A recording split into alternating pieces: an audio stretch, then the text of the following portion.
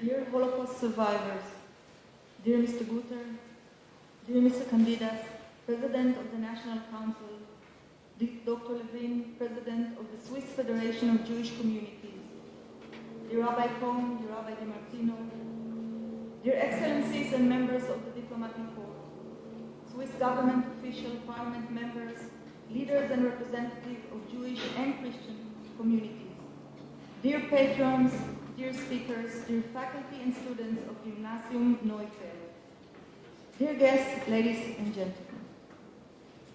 We gather here today, as we do every year, to mark the International Holocaust Remembrance Day.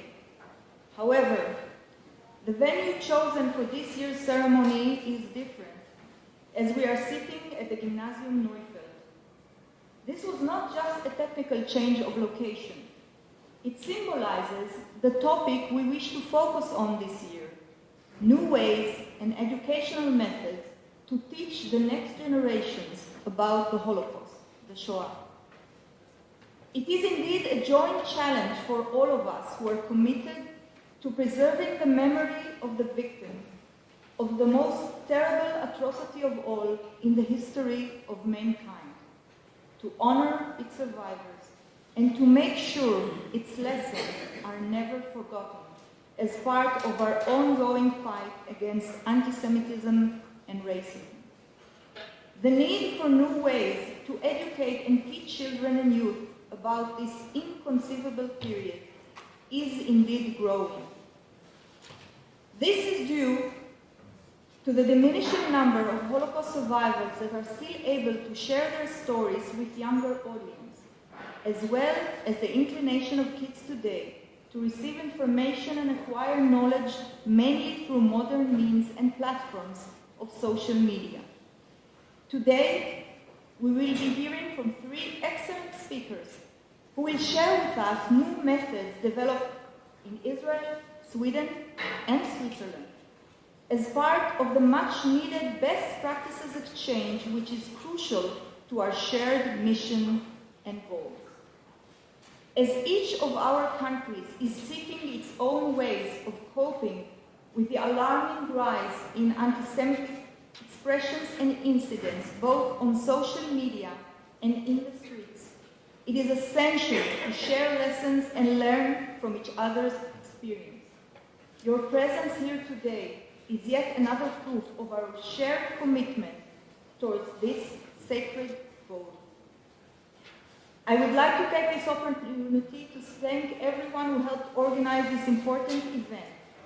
The team of DCM from IHRA member countries, led by Swedish Charge Affairs, Ms. Sofia Karlberg, and my deputy, Mr. Ariel Rosenstein, Mr. Rafael Tanner from our embassy, Ambassador Geisbuller, Mr. Nicola De Torrente, and Mr. Tobias Mayer from the Federal Department of Foreign Affairs, and Mr. Stefan Manser and his team from the Neufeld Gymnasium that is hosting us today. Thank you everyone for being here today. We look forward to continuing the important collaboration with Switzerland and other countries on ways of fighting anti-Semitism, promoting dialogue, tolerance and understanding, and making sure the past is never forgotten in order to ensure a better and safer future to all our children. Thank you. Thank you, Ambassador Lisha.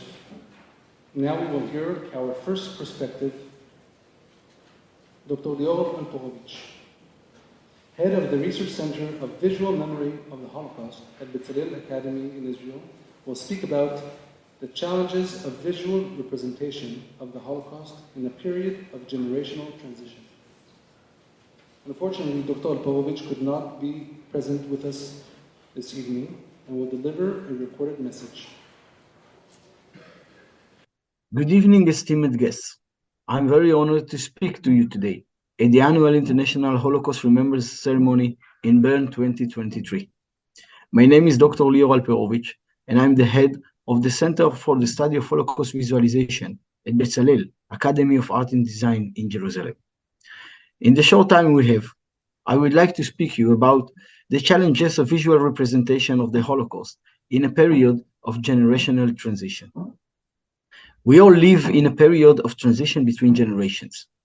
The Holocaust as a term is transforming as we live and breathe from human tragedy described by personal testimonies to historical events that described in textbooks, reflected on while visiting museums, and visually consumed through smartphones and social media.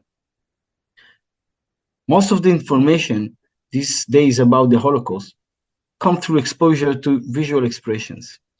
This means that humanity does not read or write about the Holocaust, rather it sees. What does it mean to see the Holocaust? I would like to show by sharing a slideshow.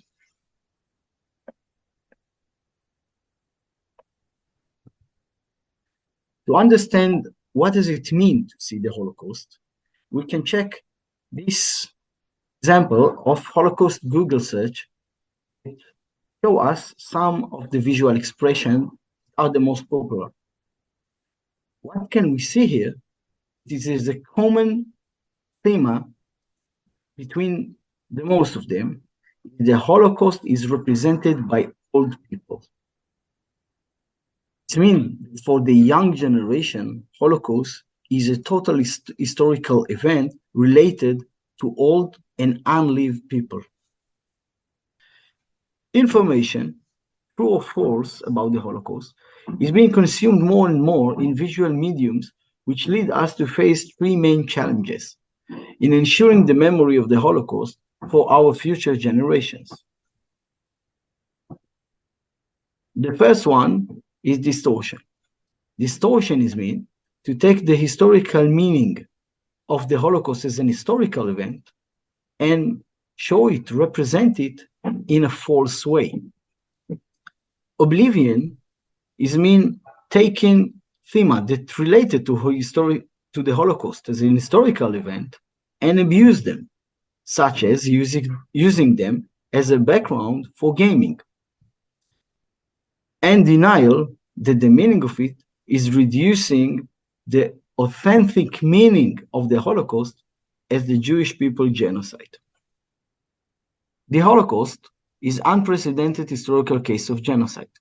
This is a tragedy of Jews whose only fault was that they was born Jews and wanted to act in the world as such, like 3 years old Emilia Levy, that we can see her in the picture. Born in Milan, a curious, cheerful, and smart girl, as Primo Levi, the well-known Italian Jewish writer, described her in his famous book. Emilia Levy was doomed, just like an unknown 2-day-old baby from Hungary, who was shot by a Dutch SS man at the entrance to the gas chambers in Birkenau, shortly after his mother, in a strange act of kindness, was shot in front of him, so as not to see the death of her son. There are some ways, visual ways, to express this kind of tragedy. One of them is the Wannsee paper. That, while checking it, we can find there are two sections. Section one of countries that were occupied by the Nazis, and the second that weren't occupied this point of time. Emilia Levy was related to the second one. It's mean for us that while she was playing in Milan, some bureaucrat sat in Berlin and planned her own death, and she knew nothing about it. If we do accept the assumption that most of our knowledge about the Holocaust is coming from visual expression, the main challenge is the ability to develop reliable visual historical language. How we can understand historical essence from representation of history. How we can illustrate the horror, but without the need to present horrifying images of atrocities that could make us look away. There is no need for the sight of mountains of rotten corpses to illustrate Nazi evil. Nazi evil is found in what the eye is not used to seeing, or not what can longer be seen. Here we can find some examples of visual expression that show us how this kind of evil can be represented in a popular media, but without showing those horrifying images. Another way to do it is by checking some historical documents, some visual documents, such as this kind of photo. We see the Warsaw Ghetto after its liquidation. Only the Church of St. Augustine remains standing. Not even ruins remain from the Jewish life of the largest European Jewish community.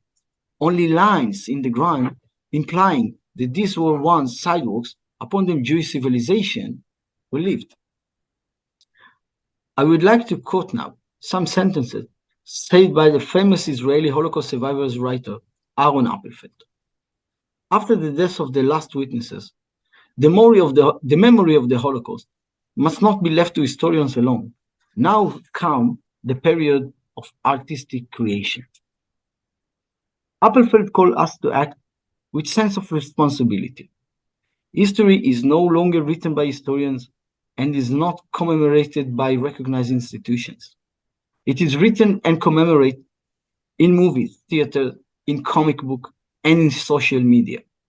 This is our time, governments and nations, to act so that they will continue to preserve the honor of the murdered.